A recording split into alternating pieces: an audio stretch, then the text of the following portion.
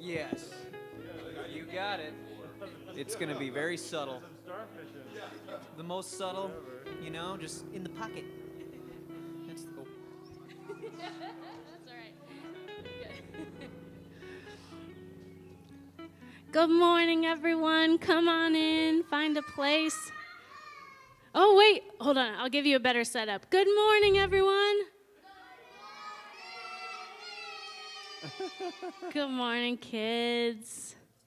Good morning. It's good to be with you all in person and online. Appreciate y'all showing up today. We'll go ahead and get started with a song as everybody's kind of getting settled, but this is one we've done a lot, so hopefully you're familiar with it and you can sing with us. Go ahead and rise or stand as you're able.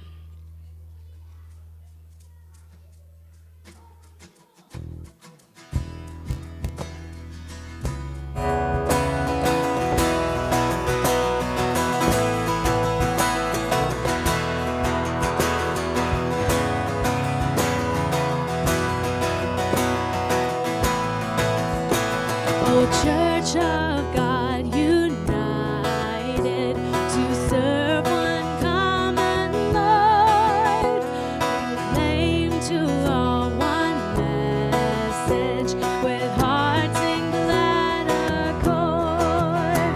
Christ ever goes before us, we follow day by day, with strong and eager footsteps along the upward way.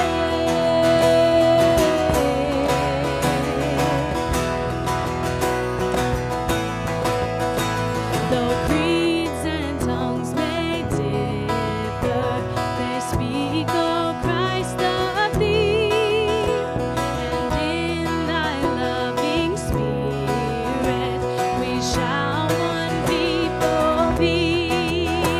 Lord, may our faithful service and singleness of aim proclaim to all the power of Thy redeeming name.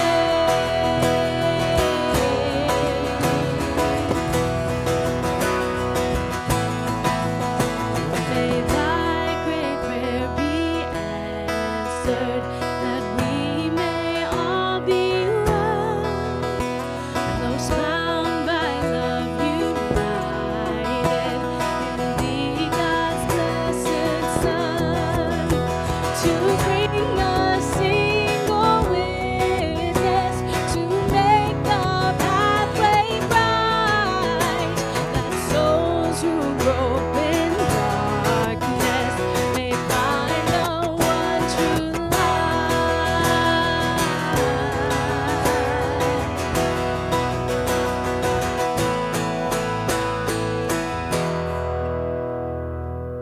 All right, you can have a seat.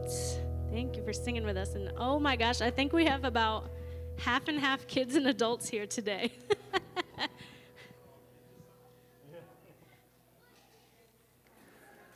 Okay. Good morning. You can hear that it's half and half kids. It is so good to be with you this morning. All of us are arriving in this room with different feelings, maybe different feelings in your body, maybe different feelings in your head. I saw this on Instagram last week. This is a post from The World According to Geek Girl. In Norway, up and not crying is a not uncommon response to how's it going type questions. So if you are up and not crying, or even if you are crying, if you're up and you're with us today in the room or you're with us online, however you arrive with us this morning, I hope that somehow your interaction with us is encouraging healing, wholeness, and beauty in your life. My name's Jeremy. I'm the pastor here of the Grove Cottage Grove, and we're so excited for you to be here and to be together. A few things as we get started this morning. Hopefully as you came in, you got the worship handout. Again, the worship handout has all the most important information that you're going to want to know about the Grove, why we exist, how to give to make sure we continue to do all of this stuff, some more in-depth information about our kids ministry, which we'll go into, I'll talk about in just a couple seconds. Also on the inside, there's a worship insert for you to let us know that you're here today, let us know if you have any updated contact information or to request specific information about things, or if you have any prayer requests as well, you can write that on the back. And if you fill those out, you can drop them in a basket that's at the back of the worship center at any point during or after the service.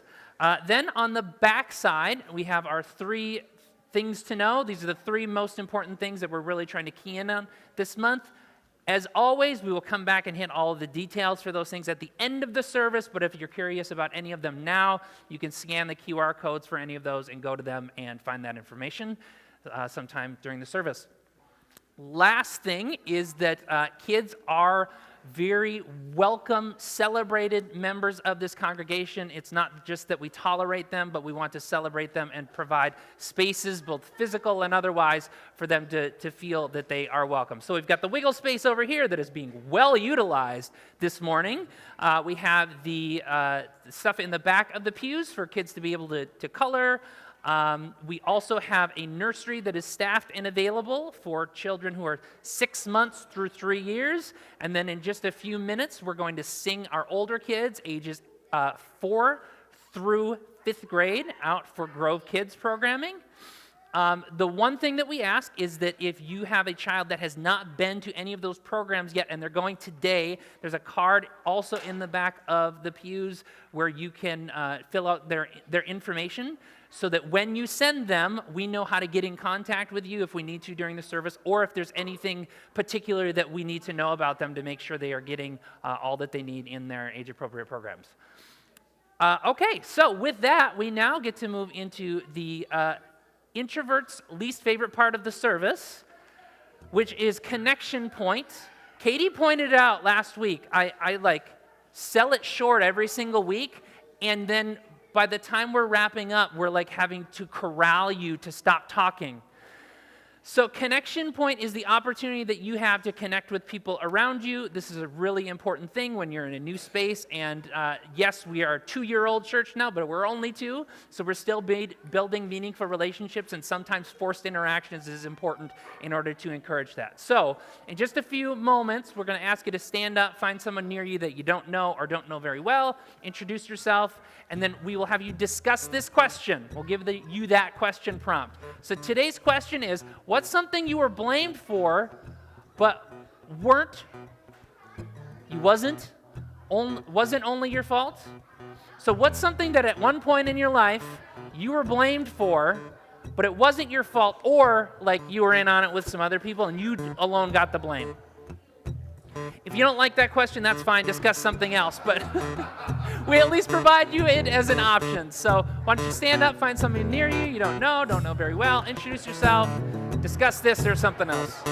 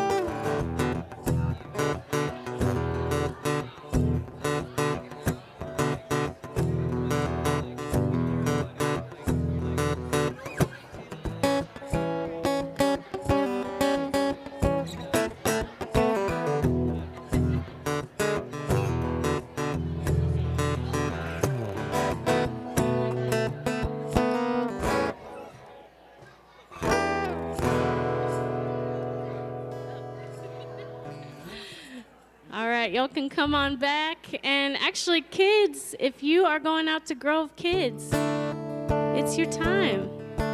So we'll sing them out. Jesus loves the little children, all the children of the world. Every color, shape, and type, they are precious in His sight. Jesus loves the little children of the world. Nice. That was a cute little country version of that song right there. We do a slightly different version every week. You never know what you're going to get.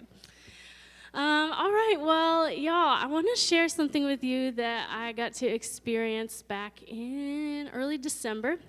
There was a conference that happened here in Minneapolis called the Evolving Faith Conference, and some of us got together and watched some of the videos from that, and it was an incredible experience. I wanted to share a part of that what really stood out to me. One of the speakers and spiritual leaders was a woman named Oshita Moore. There she is. She is gorgeous. And she led us through a body prayer. I think a lot of times we forget, we often engage our hearts and our minds in our worship experience and in our spiritual lives. And in Christian traditions, maybe not our strength is involving our bodies into our worship experience and our spiritual experience. But it is really our whole self that we ought to be bringing to the table. And it can be a little hard to know how to do that sometimes, especially in like a really modern, busy culture. We're often pretty disconnected from our bodies unless we're using our bodies to produce things or to like work out or to like punish ourselves for something, but it's not as often that we're in tune with our bodies and working with them and appreciating them and all of that. And so I love what she brought that morning to the conference was just a prayer that gets us in touch with our bodies as a part of our whole selves, because our identities are tightly woven with our bodies. If our bodies aren't doing well, then usually we're not doing well. So let's take a few minutes to join her in this. And I actually would like to kind of help us engage. I would actually like for you to stand or rise if you're able to partake in this. And she's going to actually guide us through some motions. And I realize it's a little weird because she's on a video and not here with us in person. But if we could try to follow her and actually participate in this physically, since it is a body prayer after all. But yeah, I'm gonna let her take it away. My faith evolved into a more beautiful one when I accepted my body. When I stopped thinking that God made a mistake in giving me this body, and when I allowed myself to embrace my body as a precious companion on my spiritual journey, healing began. Hope flourished. And I truly understood Jesus' teachings that in order for me to love my neighbor well, I needed to love myself well. Our bodies are complicated, messy, beautiful, and they are our own. So our liturgy this morning is a body prayer to ground us and center us in God's love.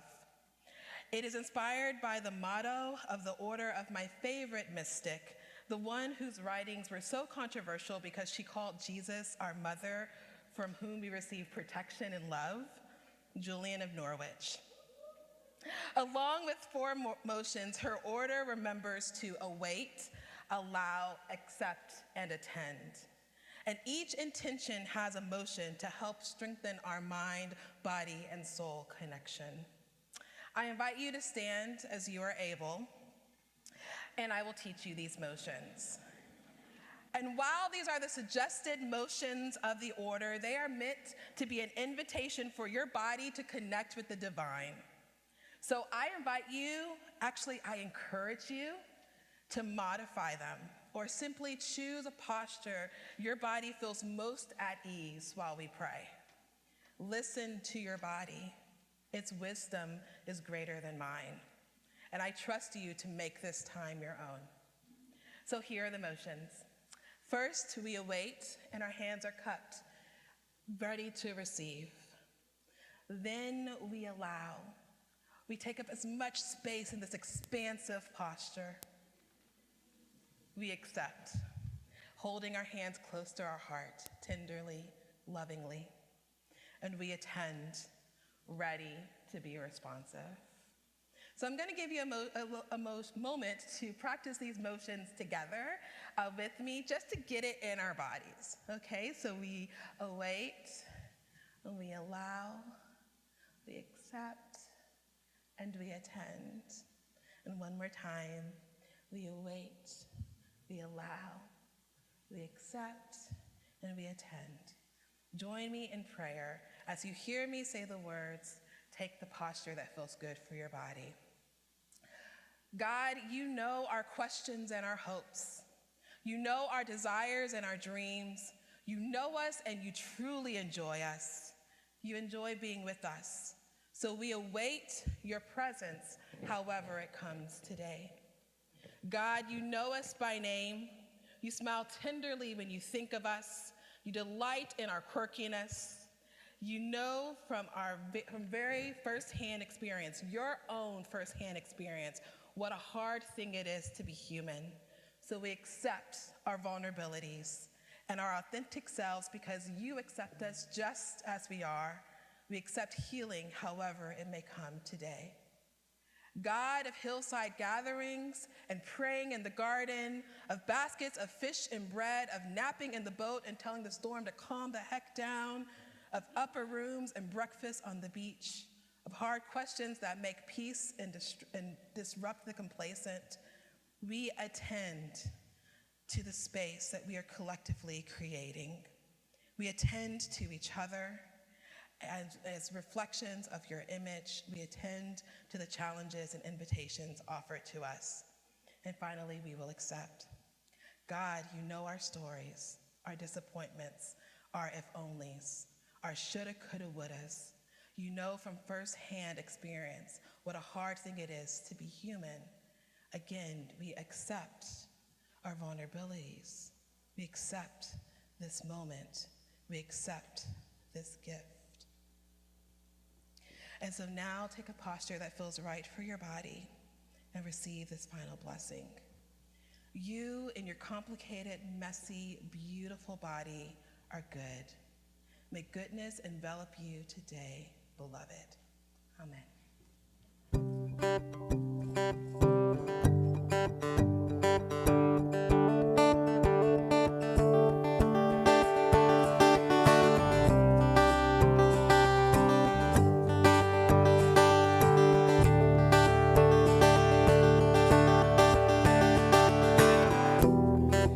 When I lose my way and I forget my name, remind me who I am.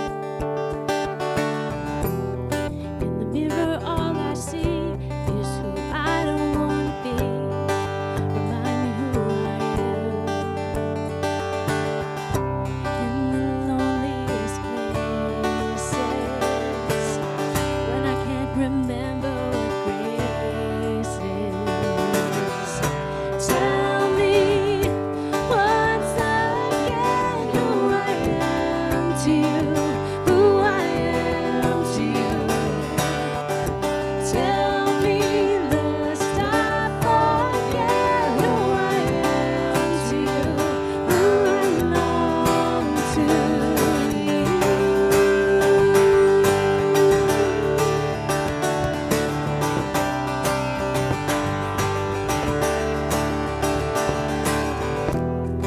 My heart is like a stone, and I'm running far from home.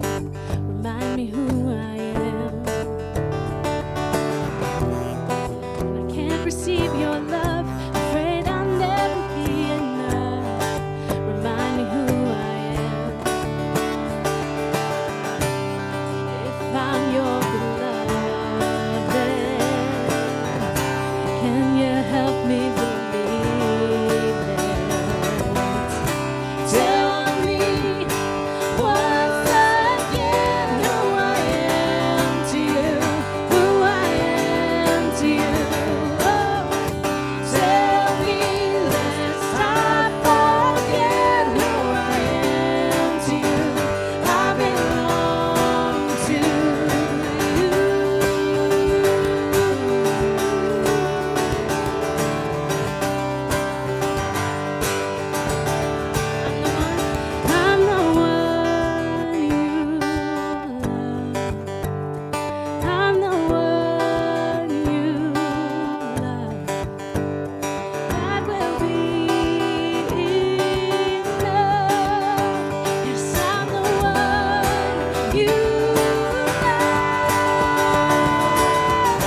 Tell me once again who I am to you, who I am to you. Oh, tell me lest I forget who I am to you, who I am to you. Tell me once again who I am to you, who I am to you. Tell me lest I forget who I am to you. I belong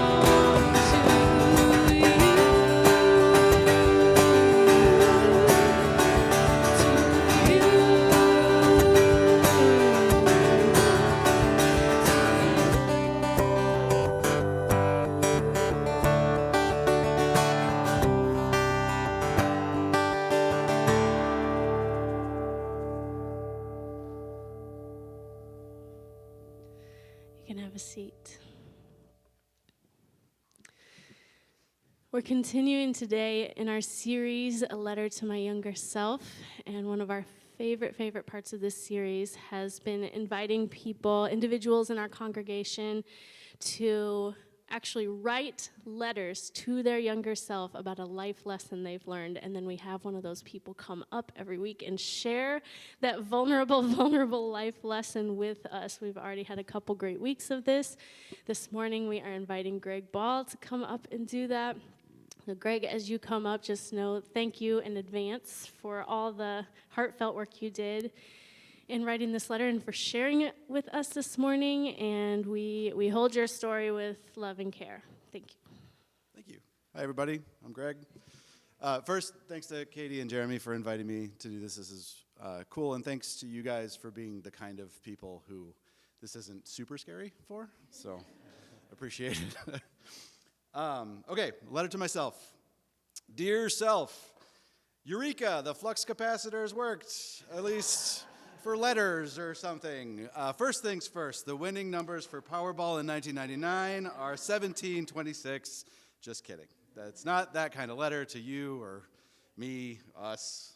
So I have the privilege of advising you, my younger, dumber, skinnier self, about the path, the life ahead of you.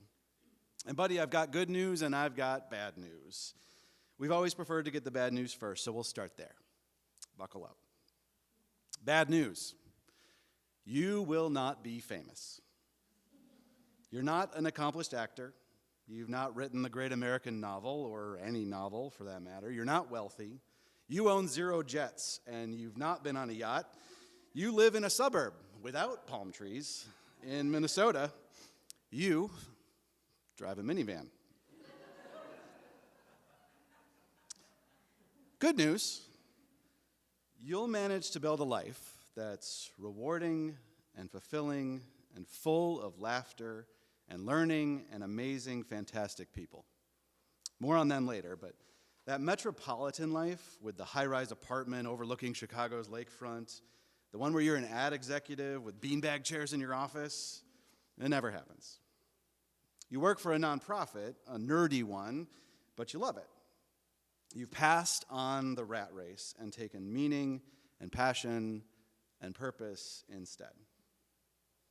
You're going to reach a place in your career where you can have a real impact on the lives of hundreds, if not thousands, of kids, and it's fun.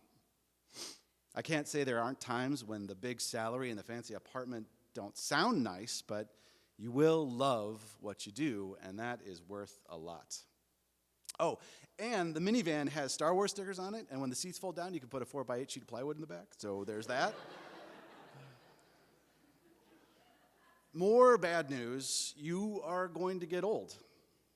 Your body is going to get squishy, and your ankles are all kind of messed up, and every day you look more and more like Dad, and your beard is turning white, and ugh. Some of the choices you, young self, are going to make are going to catch up with you.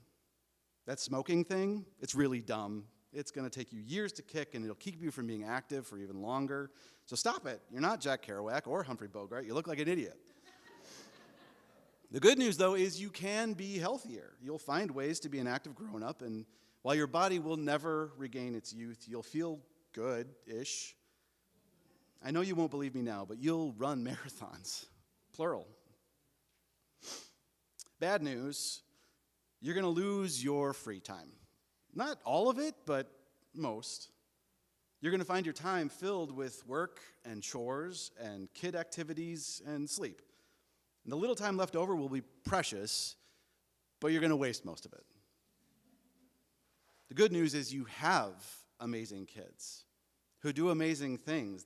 Taking them to practice and games is fun, and while you have way less time for yourself, you've managed to acquire a whole menagerie of hobbies and interests. You'll have to be picky about what you pursue, but there's a big world out there, and you get to learn a lot about different things, and that's fun. You build a boat, you learn Japanese, you can make jambalaya from memory. I have more bad news, though. You do not end up marrying Natalie Portman. The good news is you end up with the most amazing woman. She's out of your league, honestly. She's brilliant and funny and gorgeous and patient and talented. I can't wait for you to meet her. Falling in love is like nothing else in the world. It's terrifying and thrilling and the most heart-pounding experience you're ever going to encounter. I tell you not to mess it up, but honestly, I'm not sure how we pulled it off. There's so much to love about this life that you're going to have, but if I had to pick one thing, it's her. She's a great mom, too. Together, you and she are going to raise amazing kids. I know you're not 100% sold on the whole parenting thing right now, but just wait. It's worth it. Your kids are going to teach you more about the world than the rest of your life combined. They're going to challenge you and make you laugh and make you yell and make you cry and make you proud. They're amazing little humans, and they're good people, and sometimes that feels like the biggest accomplishment possible. My advice, don't worry. It's all going to work out, and you're going to find yourself blessed and happy and challenged and in love. You're going to make mistakes. You're going to fail at a lot of things, and you're not going to be some rich and famous, high-achieving success story. But what you have is better. You have love and happiness and enough to give a little back. And despite what you might think now, that's the best place you can be. So relax, enjoy, breathe, and buy a Powerball ticket.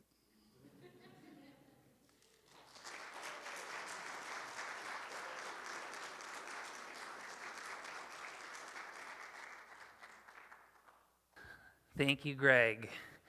So we are in the third week of this series, Letter to My Younger Self, halfway through. Unfortunately, I've really been enjoying it, really been enjoying the stories from our folks, Greg and otherwise. Looking forward to the second half. In addition to that, though, as a part of this series, one of the things that we're doing is we are looking at Bible characters and imagining for ourselves if they had the opportunity to write a letter sharing wisdom or life lessons to their younger selves, what would they write? What wisdom would they impart? So we started off with just a couple weeks ago with Mary, the mother of Jesus. Then last week we had Moses, this great leader of the Israelite people. And this week we were supposed to have, according to our series schedule that we had laid out, we were supposed to have King David, the famous king of Israel of David and Goliath fame. Early in the week, though, as I sat down and started at least thinking about what I might say, I had this deep conviction that I didn't want to talk about David. A couple reasons. First of all, David gets a lot of representation in the Hebrew Bible, and David gets to say a lot, and people defend David a whole lot. Like, almost the entirety of David's history and life is like people making excuses for his bad behavior, which, I don't know. On top of that, there is this book in the Hebrew Bible as well called Psalms, which David is credited with writing a lot of them, and it's like wisdom that he is writing down as if he's writing it to himself. So, okay, we have this broad representation of David speaking already and people talking about David. And then on top of that, I had this feeling like, I feel like I've talked about David before. Like not too long ago. So I did a quick search on my Google Docs, and sure enough, almost exactly a year ago, during the series where we had people come up and share their stories as well, I did a message on David. So I did a hard pivot on Tuesday, and instead of talking about David, a guy who talks a lot and people talk a lot about them, and I don't really care to defend, quite honestly, like whose voice needs representation? Who needs the opportunity to talk and share their story because they have had a story told about them and imposed on top of them? And the person who came up to the top from nowhere, all of a sudden I'm like, I would like to tell the story or have the story told by herself of Eve. Eve being the first woman in the Bible, or if we're to take it literally, the first woman, period. You have probably heard of Eve. Eve's story, or the woman who would become known as Eve and her husband Adam, is one of those stories that even if you're not religious, you've probably heard, at least in some capacity.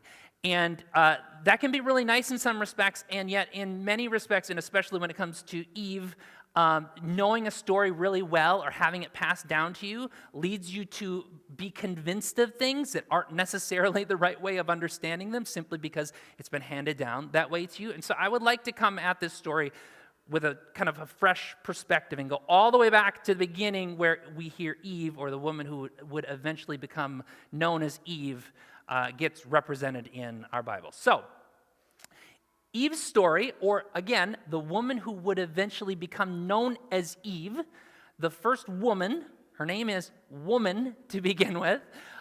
Woman's story begins in the second chapter of the first book of the Bible. So we have Genesis, which is the first book of the Hebrew Bible, and in the second chapter, we learn about the first man and the first woman. It's only 2 chapters in, and yet this is actually the second creation story.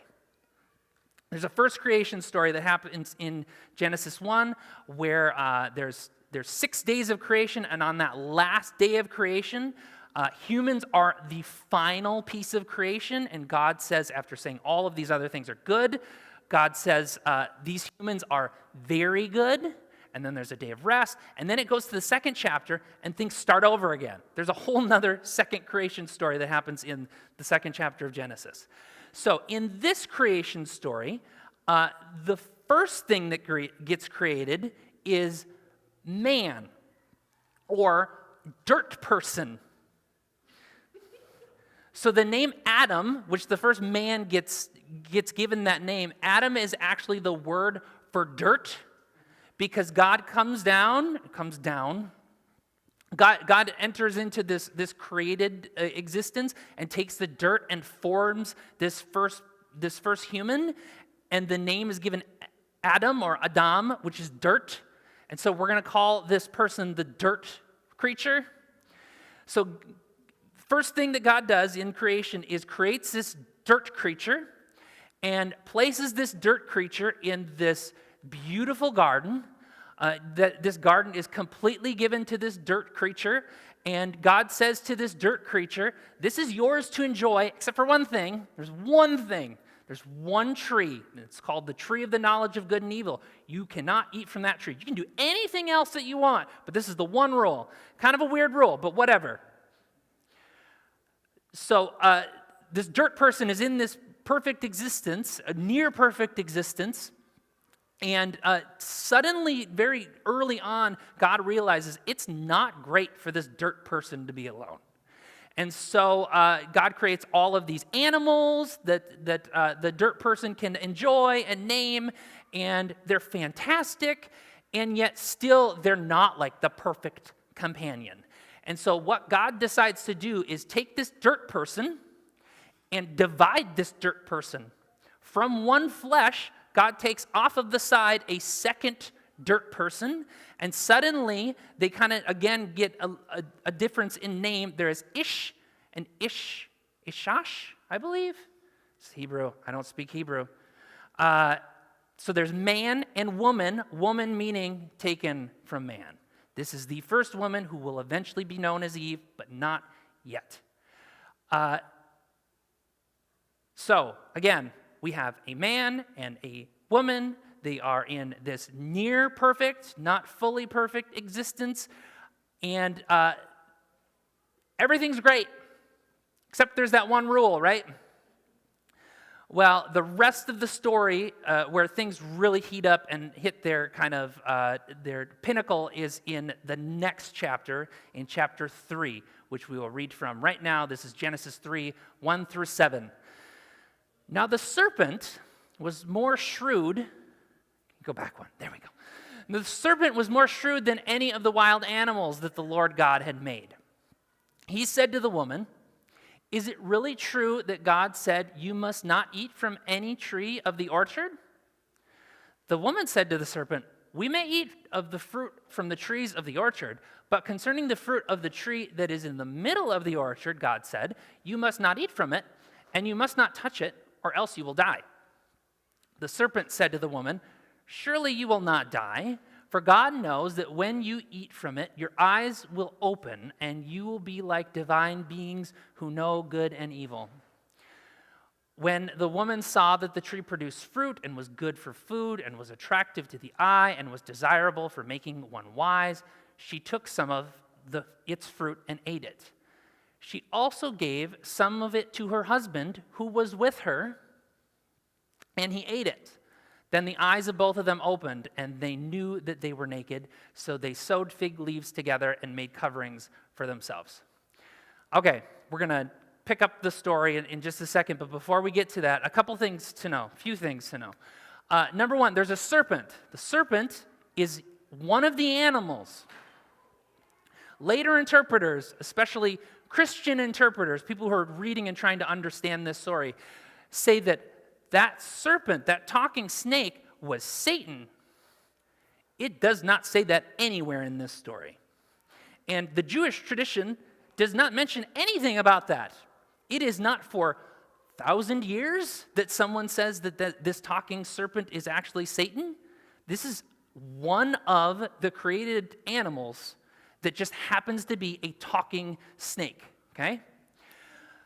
Second thing, the snake comes to the humans, and he directs his question to the woman, but both of them are there. There's these two words that in Hebrew is one word that is kind of snuck in there, but is really important and often gets glossed over, and in many translations actually gets completely removed because what it might imply. The word is imma, and our English words are with her. So the serpent comes to the woman, directs the question at the woman, but both of them are there. Both of them know what's going on. Both of them know what the one rule is. And they both end up participating, whether the man responds to the question or not. He is right there and knows exactly what's going on, and he goes through with it anyways, okay? And then the last thing that really makes it clear that they're both there, and that even though the direction is, or the question is directed straight to the woman, he's addressing both of them, is that the words that he uses, it kind of gets lost a little bit, is when he says you, when the serpent says you, those are plural yous. So if we're in the South, this is y'all. This is the Southern translation, okay? Surely y'all will not die. For God knows when y'all eat from it, y'all's, is this correct? Y'all's, can you have two apostrophes in one word? Y'all's eyes will be open, and y'all will be like divine beings who know good and evil. The conversation is not just directed towards Eve, not directed towards the woman. Both of them are involved. Both of them know the stakes. Both of them go along with it, right? Remember this. Here's the rest of the story as it moves forward. Then the man and his wife heard the sound of the Lord God moving about it in the orchard at the breezy time of the day, and they hid from the Lord God among the trees of the orchard. But the Lord called to the man and said to him, "Where are you?" The man replied, "I heard you moving about in the orchard, and I was afraid because I was naked, so I hid." And the Lord God said, "Who told you that you were naked? Did you eat from the tree that I commanded you not to eat from?" The man said, "The woman who you gave me, she gave me some fruit from the tree, and I ate it." So the Lord God said to the woman, "What is this that you have done?" And the woman replied, "The serpent tricked me, and I ate it." Again, centuries pass, and we get to the point where, in the Christian tradition, this is often the event that gets known as the fall. Are you familiar with this terminology? The fall is like the event that comes to define the human condition. This is the first act of sin. This is the first thing that humans do that is against the ways that God would have for them. And at least in this understanding of things, if this is the fall, then this human sin not only enters sin into the world, but it like fundamentally impacts the overall human condition. It's not that these humans did something wrong, it's that there was something wrong with them. It's not that they sinned and went against what they were supposed to do. It's that they were fundamentally sinners. Is that actually what's going on in this story? For hundreds of years, the Jewish tradition, which had this, did not think about this story in this way. The rest of the Hebrew Bible talks about Adam and Eve one more time and has no conception of this being like the introduction of sin into the world that negatively impacted the entire human condition. Instead, what I think is the case is that this was a parable for us. We're not necessarily supposed to think about this literally as the time in which sin entered the world and negatively impacted every single one of us and everyone who's going to be born after us. Instead, this is a parable which describes, doesn't define the human condition, but describes the human experience. This is a story about a kid who has a cookie placed in front of them, is told not to eat it, and then the parents walk out of the room. This is the story of an adult who works from home and has a cupboard full of sweets, which they probably know they shouldn't completely devour, and then go and eat a whole bag of Oreos. I have done this. I don't know about you, but I have done this. This is a story, this is the story of having good and attractive and desirable things which are good placed right in front of us, and often we take them, whether or not we ought to take them. This is a parable for what the human experience is often like. It doesn't define the human condition. This was not meant to be the point of the story. So, with that being the case, I think that actually the interpretation of this story, people reading it and trying to understand what it means, is actually a really good example of how this defines the human experience. Because what happens over the years, as this story is told and retold and passed down and written down, is we see what happens in this original story playing out and how people come to understand the original story. The man was where? With her. Right? The man was right there with her. What is the first thing that he does when he gets called out on it? He blames. Okay? And so as this story gets told and retold and written down, what happens is, often men doing this work, they literally remove "with her" from their translations. Okay? There are actually translators who, when are called out on this and shown that word, they say, if we included "with her," that would imply that Adam was at fault too. and he can't be at fault. Literally, they have said this. Many translators have said this. So they remove the with her because then they get to remove the guilt from the man too. Okay? On top of that, there's the blame. If the blame can't be on the man, where does the blame get shifted? The blame then goes to somebody else, and it just happens to be the woman who is there, and the man somewhere in the background and just gets handed it. So, like, just the translation and the interpretation is an example of what the story's about, where we want to blame other people, and we want to shift the impact off of ourselves. We see this continue to happen over the years, and maybe it is most poignant, most acute in the writings of this guy named Paul. Have you heard of Paul? We're going to talk about Paul in a few weeks. Paul is going to be one of the people that writes a letter to his younger self. Paul's going to have things to say to his younger self. I would have things to say to Paul. Paul is one of the people who looks at this story and says, this story, what Adam and Eve did, defines the overall human condition, defines that we are all sinners. Adam gets lumped into that, and he gets the blame. But actually, really, it's Eve. Eve's the one to blame.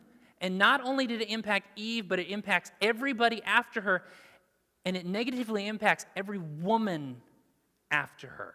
And he is going to use this as proof why this should be the case. Here's what he says in his letter to his buddy Timothy, 1 Timothy 2. Likewise, the women are to, he's talking about what the Christian life ought to be like. Likewise, women are to dress in suitable apparel with modesty and self-control. Their adornment must not be with braided hair and gold or pearls or expensive clothing, but with good deeds, as is proper for women who profess reverence to God. Here we go. A woman must learn quietly with all submissiveness, but I do not allow a woman to teach or exercise authority over a man. She must remain quiet, for Adam was formed first, and then Eve, and Adam was not deceived, but the woman, because she was fully deceived, fell into transgression, but she will be delivered through childbearing. Congratulations, women. She continues in faith and love and holiness with self-control. We're going to come back to Paul in a few weeks, and Paul's going to have some words. Paul's going to have some words for himself. Boy, can you imagine? I mean, this is just a perfect example of blaming and shaming, right? And like defaming, even. This is libel. How does being told that something that you have done completely defines you and everybody who comes after you? What does that do to a person? How does that shape who you are and what you can do and how you see the world? Eventually, she has 2 sons. She is given the name Eve, which means mother of the living. But then her one son kills her other son, and she now becomes not only the mother of the living, but also of the dead. What kind of impact would that have on a person? Well, what I imagined this week is finally giving this person, this hypothetical, non-literal person, the opportunity to tell her own story and speak for herself and defend herself by writing a letter to her younger self. So what would Eve, if given the opportunity to impart wisdom to her younger self and to us thousands of years later sitting in 2024, what wisdom would she hand down? I imagine it would go something like this. Dear woman, given all that I know, it's weird to call you that, but to this point, your entire existence has been in relation to man, so we'll go with that for now. Anyways, this is your older self, which might also be weird, given that you probably have no concept of time, either past or present. All you know is the present, which you know is very good. I'm writing this to give you a heads up that things are not always going to be very good for you or for the world. One of the gifts God has given you is autonomy and freedom to make your own decisions. That's wonderful and truly a gift. but you won't always make the best decisions. But neither will the man, nor any person that comes after you. And yet, there will be people who cast blame on you for not being perfect, for passing every test, for not resisting every good, attractive, desirable, good thing placed in front of you, rather than saying, well, she's only human. Some people will say, this is why we can't have nice things. What's worse, they'll utter those words with their mouths, but put them in the mouth of God. I know that's a lot to hear, especially while you're kicking back and enjoying what feels like a lifelong honeymoon, but I'm telling you all this so that you know that just because people put words in God's mouth does not mean they are God's words about you. You are not perfect, but you shouldn't be expected to be perfect. Even God, upon creating humans, did not call you perfect, but you are good. No, not just good. You are very good. You have been given eyes to see, ears to hear, a mouth to speak, legs to move, arms to extend, a heart to love. As much as others might try to pin death and sin upon you, you will be given the name Eve, meaning the mother of all life. And as much as you might want to fight with those who defame you, sometimes peace will look like letting people be loud and wrong about you. With love, your older self. Perhaps that might be some words that you could use today as well. May that be so.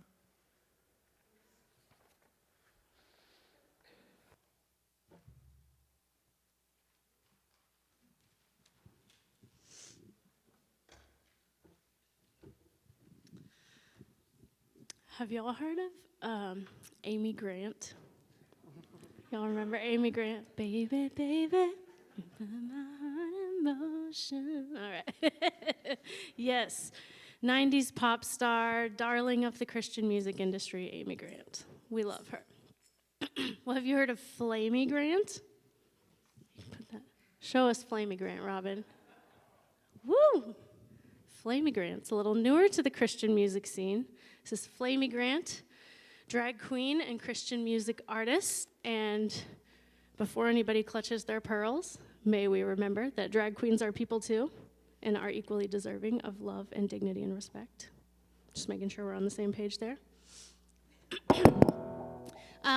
Okay, more Christian music history. Does anybody know of a guy named Derek Webb?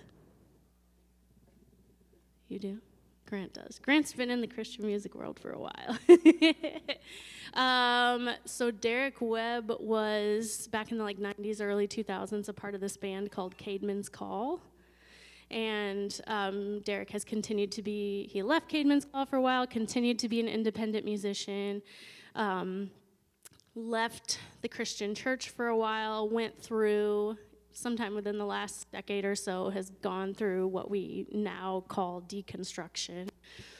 So these are both people who have been a part of the Christian church in big ways and contributed to the Christian experience in big ways and Christian culture, and then had these big sort of detachment moments and periods of time where they pulled away or were rejected or pushed out by a lot of people in the Christian church.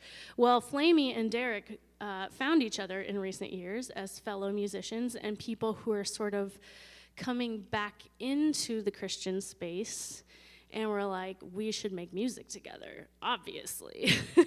And thank God they did, because last year, Flamey released this song, Good Day, and it got huge on TikTok, and then wouldn't you know, a bunch of big name evangelical Christian preachers came out and started bad-mouthing them, which only elevated the music more, and more people found it and were blessed by it. And this song is such a great, satisfying song. It's their response to these overly righteous Christian people who have tried to tell their story for them, much like Eve, have tried to scapegoat them, have tried to make them the problem, have pushed them out, rejected them, all of that stuff. And it's their response to those people and saying, actually, I belong here too. And actually, you don't get to tell me who I am. And you don't get to tell me what kind of experience I'm supposed to have, because I also believe in God and love Jesus and want to be a part of this and have so much to offer this community. And so this is sort of their coming back, like taking a stand song. And I felt so appropriate to share following the story of Eve today, but also because so many people in our congregation like share similar stories, having lived in painful, even traumatic Christian experiences where they were told, you're not enough, you're bad, you're wrong, you're not good, when literally that's the exact opposite of what God says to us. And so this may be a song for many of you too. And if that's not a part of your story, consider yourselves very fortunate that you have not had to live through the pain and trauma of being rejected by your faith community. Because that is not easy to recover from, and it's actually even miraculous that some of you all are sitting in this room today after some of the experiences you've had. So we can honor Flamey and honor Derek and honor those of us in this room who have been through it. The people that are sort of finding themselves, as we say, like on the edge of Christianity, but still knowing like there's something still here, wonderful and life-giving to be a part of. And it's sort of coming back and staking our claim as a part of that and being like, we may not fit this ideal sort of Christian that we're, personality that we're supposed to be or whatever, but we belong here too. So this is Good Day by Flamey and Derek.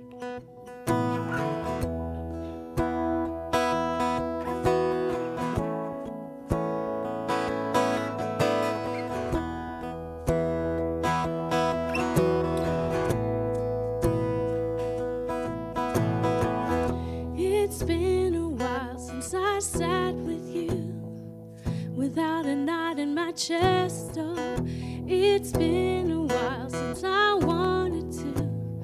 I always felt a little oppressed. Oh, it's been a while.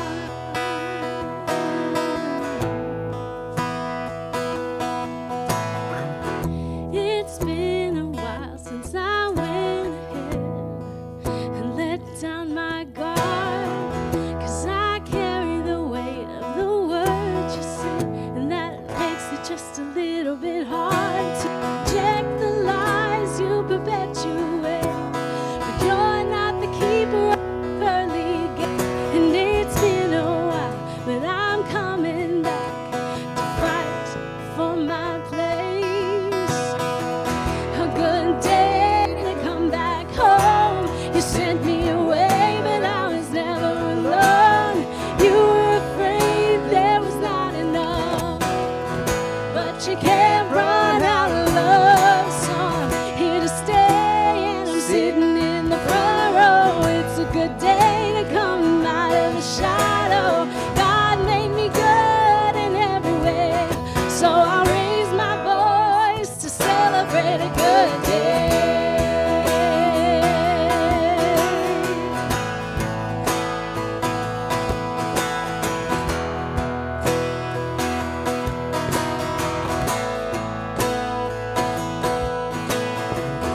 It's been a while since I could admit that there was something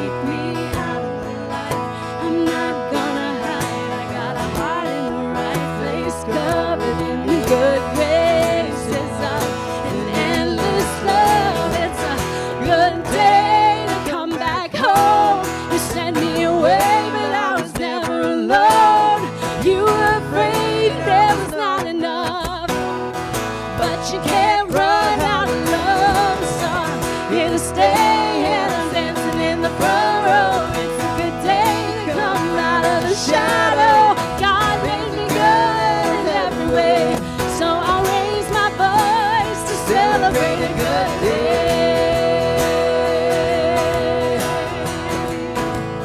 I'll try to sing this with us. It's a good day.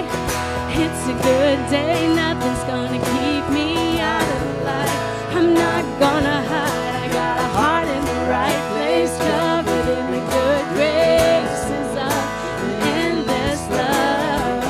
It's a good day. Nothing's gonna keep me out of the light. I'm not gonna hide. I got a heart in the right place, covered in good graces of an endless love.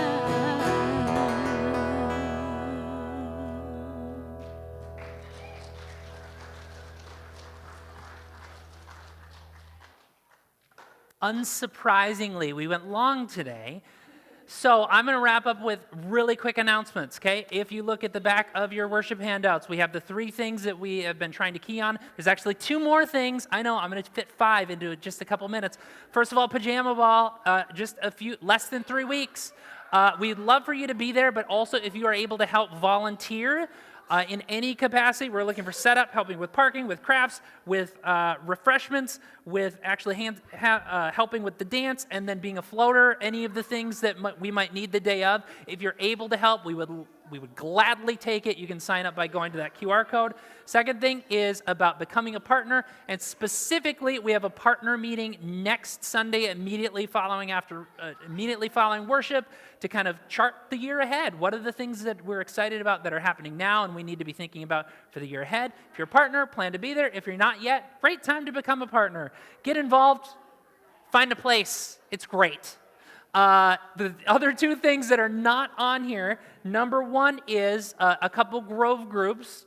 One, we have our teenager Grove group that is meeting today immediately after worship, so hang out for that if that includes you. The second thing is we are going to be launching a Grove group for people in our midst who are figuring out how to navigate divorce.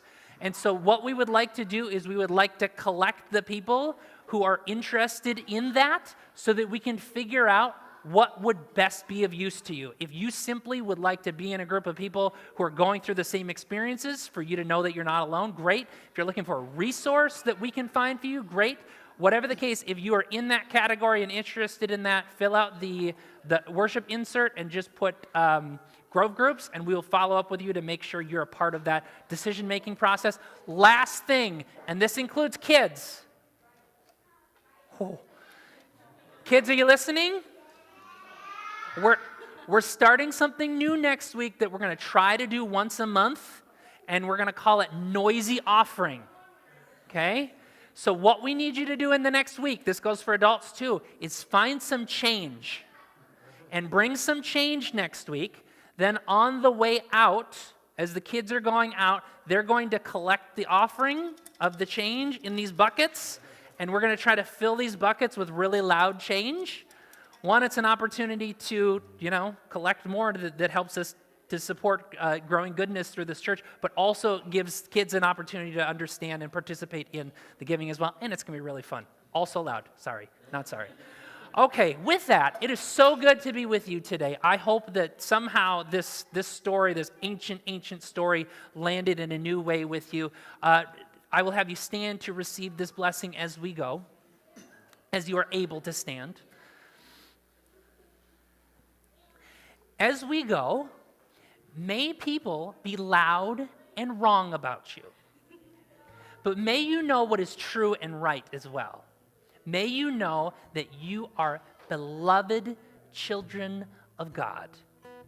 May you know that you are not perfect, but also you are very good. May that be so.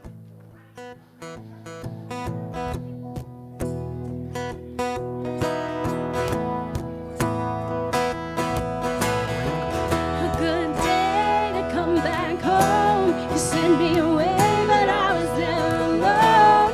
You were afraid there was not enough, but you can't run out of love. So I'm here to stay, and I'm dancing in the front row. It's a good day to come out of the shadow. God made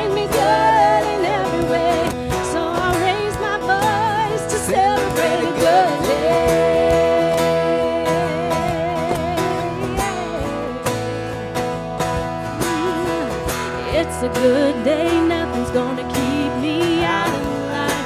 I'm not gonna hide, I got a heart in the right place, covered in the good graces of an endless love. It's a good day.